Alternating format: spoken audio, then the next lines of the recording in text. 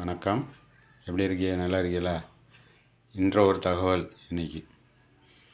இப்போ நம்ம மனிதனுடைய வாழ்க்கையில் ஒவ்வொரு காலகட்டங்களையும் கஷ்டப்பட்டு வாழ்ந்து போய்கிட்டு இருக்கோம்.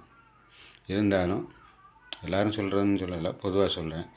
40 வயசுலேருந்து 45 வயசு ஆன பிறகு நம்ம சேஃப்டி, ஹோம் சேஃப்டி, நம்ம சேஃப்டியை நம்ம தான் பார்த்துக்கணும். சேஃப்டின்னா இல்லை, எல்லாத்துலேயும் உடம்பு ஆரோக்கியம் மற்றும் நம்ம சேஃப்டி, காசு பணம் எல்லாமே சேஃப்டி. எனக்கு பசங்க இருக்காங்க, எப்படியும் பார்த்துக்குவாங்க. பொம்பளை பிள்ளை இருக்கேன், பார்த்துக்குவாங்க. மனைவி இருக்குது, கணவன் இருக்குது, பார்த்துக்குவாங்க. கிடையாது. இது பொய்யான முகம், பொய்யான வாழ்க்கை வாழ்ந்துக்கிட்டு இருக்கோம் நம்ம.